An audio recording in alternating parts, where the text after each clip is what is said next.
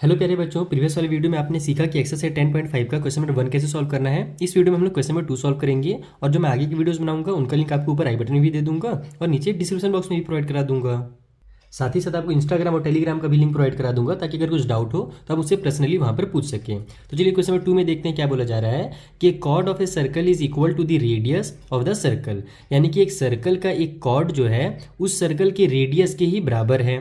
तो find the angle subtended by the chord at a point on the minor arc and also at a point on the major arc, यानी कि उस cord के द्वारा minor arc में जो हमारा एंगल बन रहा होगा उसको बताइए और मेजर आर्क में जो एंगल बन रहा होगा उसको बताइए। अभी शायद आपको यहाँ पर ये थ्योरी क्वेश्चन लिखा हुआ है तो समझ में नहीं आया होगा। अभी मैं आपको उसके डायग्राम के थ्रू समझाता हूँ कि एक्चुअल में क्वेश्चन में कहा क्या गया है और उसे हम लोग को कैसे फाइंड करना है। यहाँ भी आपको जो मैंने 10 पॉइंट क्या बोलते हैं 5 वाला क्वेश्चन में 1 जो मैंने बताया था ना, जिसमें मैंने आपको थ्योरम नंबर 10.8 एक्सप्लेन किया था, वही वाला थ्योरम यहाँ भी यूज होने वाला है। आइए कैसे यूज होगा समझते हैं। तो देखो यहाँ पर हमने एक सर्कल बना लिया है। इस सर्कल का सेंटर जो है वो ओ है, हमेशा की तरह सेंटर का नाम ओ दे देते हैं। इसमें एक कॉर्ड बोला है कि जो वो कॉर्ड है ना वो सर्कल के रेडियस के बराबर है। तो रेडियस कहाँ से होता है, तो सेंटर से लेकर के ये साइड की दूरी तक जो होता है वो उसका रेडियस कहलाता है। तो मैंने थोड़ा सा इसको बड़ा बना दिया है ताकि आपको मैं ड्रॉ करके अच्छे से समझा सकूँ, नहीं तो एक्चुअल में थोड़ा सा और छोटा होना चाहिए था क्योंकि इसका सर्कल का जो रेडियस है ना वो छोटा है, लेकिन कोई दिक्कत नहीं है, वो समझ में आ जाएगा। ठीक है, तो ये जो ए बी हमारा है ये कॉर्ड है, हमसे बोल रहा है कि ये कॉर्ड जो है रेडियस के बराबर है। तो मैं एक रेडियस भी जरूर ड्रॉ करूँगा यहाँ पर। जैसे ओ से लेकर के मैं ए तक ही मिला देता हूँ तो ये हो जाएगा मेरा ओ ए। ठीक है, भले आपको ये भी छोटा दिख रहा होगा ओ ए और ए बी जो है बड़ा दिख रहा होगा, लेकिन एक्चुअल में क्वेश्चन के अकॉर्डिंग ये दोनों चीज़ें आपस में इक्वल है। ओके, समझ में आ गया। अब हम लोग क्या करने वाले हैं कि चूंकि अब अपने को यहाँ पर कोई एंगल नहीं दिया हुआ है, लेकिन ध्यान रखना कि जो हमारा 10.8 जो थियरम है उसके अकॉर्डिंग हम लोग एंगल्स का यूज़ करते हैं कि जो सेंटर पे एंगल बनता है दूसरे जगह पर जो एंगल बनता है उसका डबल होता है। ये मैंने आपको समझा रखा है पहले ही, मैं फिर से थोड़ा समझा दूंगा। तो हम लोग को क्या करना है यहाँ पर इसका एंगल फाइंड करना है कि सेंटर में कितना एंगल बन रहा है। तो उसके लिए क्या करना है कि ये जो आपको हिंट दिया हुआ है ना कि जो कॉर्ड है वो रेडियस की इक्वल है, बस इसी हिंट का यूज़ करना है। कैसे करेंगे वो देखो, हमने ओ ए को मिला दिया, अब हम लोग ओ बी को भी मिला देते हैं। तो उससे होगा क्या कि हमारे पास एक चीज़ ये क्लियर हो जाएगा कि हमारा ए ओ बी जो है वो क्या है, इक्विलेटरल ट्रायंगल है, क्योंकि हमारा ये भी रेडियस है, ओ बी जो है वो भी रेडियस है, ओ ए भी रेडियस है और ए बी जो कॉर्ड है वो बताया गया था इक्वल है रेडियस के, यानी तीनों जो हमारे साइड है इस ट्रायंगल के वो इक्वल हैं। तो अगर ये तीनों इक्वल हैं तो इसका मतलब यहाँ पर जो एंगल बनेगा वो कितने डिग्री का होगा, वो 60 डिग्री का होगा। ये अपने क्लास 6-7 में पढ़ रखा है कि इक्विलेटरल ट्रायंगल में तीनों साइड आपस में इक्वल होते हैं और तीनों एंगल भी इक्वल होते हैं और तीनों एंगल जो होते हैं वो 60-60 डिग्री के होते हैं। ठीक है, तो पहले ये चीज़ आप यहाँ पे लिख लेना कि हमारा जो ओ ए है रेडियस वो इक्वल है ओ बी का और ये जो है इक्वल हमारा ए बी का।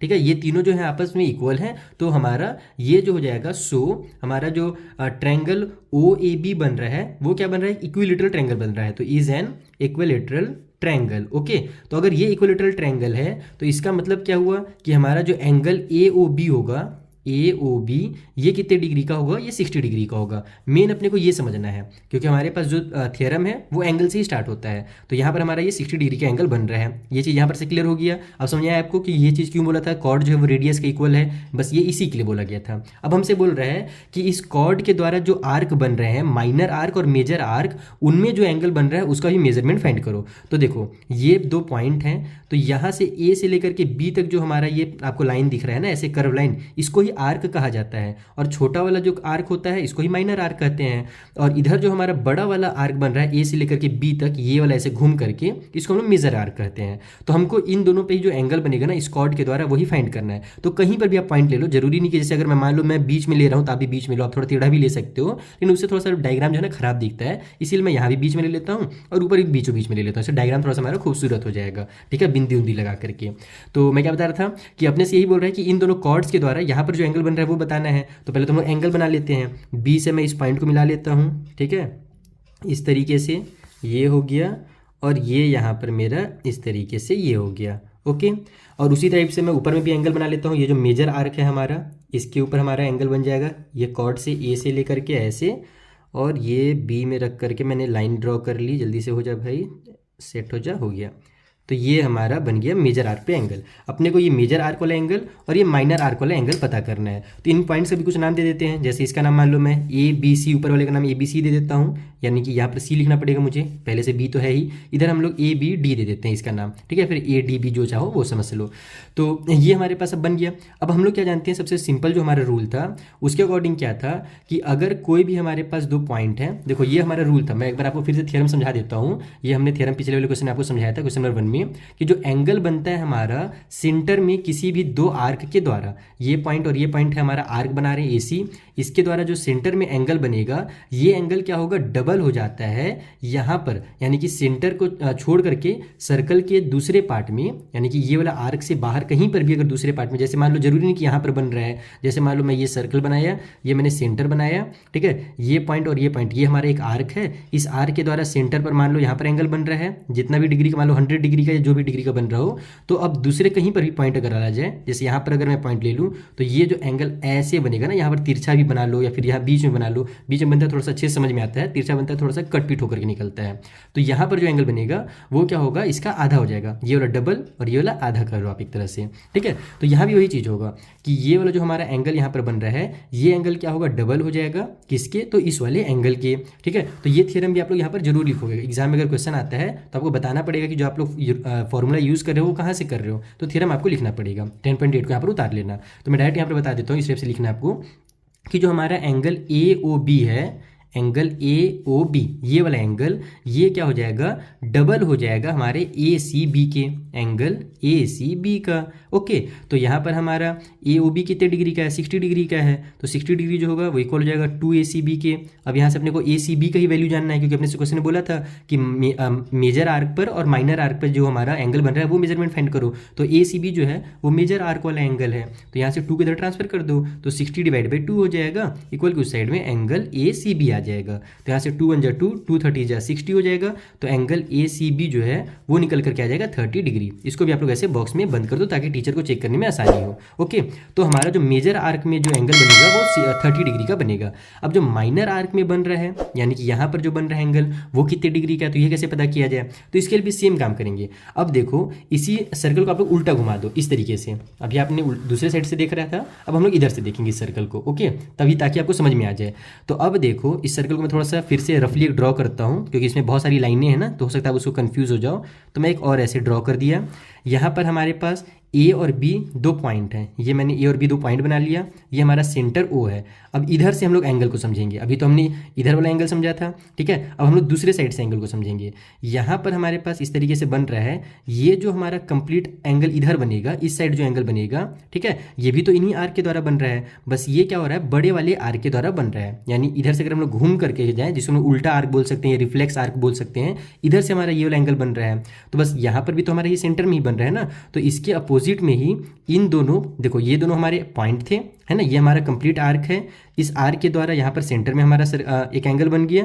अब इसी आर्क के द्वारा अगर यहाँ पर कहीं पर हमारा एंगल बनेगा तो वो भी तो यही सेम रूल फॉलो करेगा ना, कि सेंटर पर बनने वाला जो एंगल है वो यहाँ पर बनने वाले एंगल के क्या होगा, डबल हो जाएगा। तो हमको क्या करना है, इधर वाला एंगल फाइंड करना है, इधर वाला उल्टे साइड वाला, ये वाला एंगल। अब ये वाला एंगल कैसे फाइंड करें, तो बहुत आसान है, हम जानते ही है कि जो कंप्लीट सर्कल हमारा होता है वो 360 डिग्री का होता है, और 60 डिग्री यहाँ से यहाँ तक है, तो बचा कितना, 300 बच गया। यानी ये जो हमारा पॉइंट है इधर वाला जो हमारा एंगल बन रहा है वो हमारा 60 डिग्री का बन जाएगा, सॉरी 60 डिग्री बोल रहा हूँ, 300 डिग्री का बन जाएगा, क्योंकि 60 जो हमारे पास पहले से दिया हुआ है।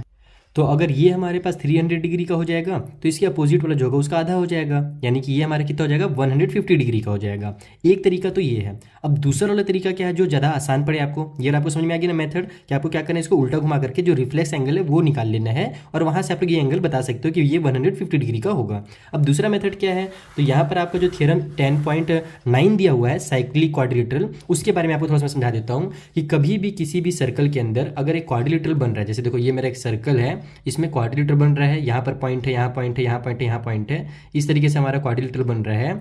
तो अपोजिट के जो एंगल होते हैं, जैसे देखो इसी को बोला जाता है साइक्लिक क्वाड्रिलेटरल, जिसके चारों जो पॉइंट्स होते हैं ना वो सर्कल को टच करते हैं, ठीक है। तो इसके जो अपोजिट एंगल होता है, जैसे ये वाला एंगल और ये वाला एंगल, इन दोनों का जो सम होता है वो हमेशा 180 डिग्री होता है। तो हम लोग को तो ये वाला एंगल पता चल ही गया है, ये वाला एंगल 30 डिग्री का है, तो हम लोग जान जाएंगे कि ये 150 डिग्री का है। तो ये ज़्यादा ईजी आपको, ठीक है। तो मैंने क्या बताया आपको कि आप लोग यहाँ पर थ्योरम नंबर 10.8 का भी यूज़ कर सकते हो, लेकिन इसमें थोड़ा सा आपको घुमा करके करना पड़ेगा। और ज़्यादा ईजी करने के लिए काम को आप क्या कर सकते हो, यहाँ पर साइक्लिक क्वाड्रिलेटरल वाला रूल लगा सकते हो। तो यहाँ पर आप ऐसे लगाओगे, उसे ऐसे लिखोगे कि ए डी बी सी, ठीक है, A D B C is a cyclic quadrilateral, ठीक है, ये हमारा एक साइक्लिक क्वाड्रिलेटरल है, इसलिए हमारा जो एंगल ए सी बी होगा, ठीक है, उसमें अगर हम लोग प्लस करेंगे एंगल ए डी बी को, तो दोनों का जो सम होगा 180 डिग्री हो जाएगा। यहाँ पर आप लोग थ्योरम नंबर जो 10.9 आपकी दिया हुआ है बुक में उसको लिख सकते हो, यहाँ पर मैं शॉर्टकट में 10.9 इस तरीके से लिख सकता हूँ। ओके, बाकी आप लोग को पूरे एग्जाम में पूरा थ्योरम लिखना पड़ेगा। तो यहाँ पर इन दोनों का सम 180 डिग्री हो गया, जैसे कि मैंने आपको समझा दिया कि अपोजिट वाले वैसी स्टेप से यहाँ पर और यहाँ पर जो एंगल बनेगा ना, इन दोनों का भी सम जो होगा 180 डिग्री होगा। तो ए सी बी का वैल्यू आप लोग को पता है ही 30 डिग्री है, प्लस हो जाएगा हमारा ए डी बी इक्वल की उस साइड में 180 डिग्री। तो यहाँ से आप इसको ट्रांसफर करो तो एंगल ए डी बी जो है वो निकल करके आ जाएगा 180 माइनस में 30, क्योंकि इधर प्लस में था, तो ए डी बी कितना हो जाएगा, ए डी बी हमारा जो है, सॉरी, ए डी बी जो है वो इक्वल हो जाएगा हमारा 150 डिग्री का। तो ये वाला मेथड मेरे हिसाब से ज़्यादा ईजी है। बाकी आप लोग जो रिफ्लेक्स वाला है वो भी यूज़ कर सकते हो, आपको जो ईजी लगता है वो यूज़ कर लीजिए। बाकी ये वाला आपको आगे यूज़ करना ही पड़ेगा, ये थ्योरम आपका, तो यहीं पर यूज़ कर लो, ज़्यादा बेटर है। तो आई होप आपको ये क्वेश्चन बहुत अच्छे समझ में आ गया होगा। कुछ भी डाउट हो, इंस्टाग्राम टेलीग्राम का लिंक मैं जैसे पहले बता दिया हुआ डिस्क्रिप्शन बॉक्स में, वहाँ पर अपने डाउट्स हमसे पूछ सकते हैं। मिलेंगे नेक्स्ट वीडियो में, तब तक के लिए थैंक यू फॉर वॉचिंग।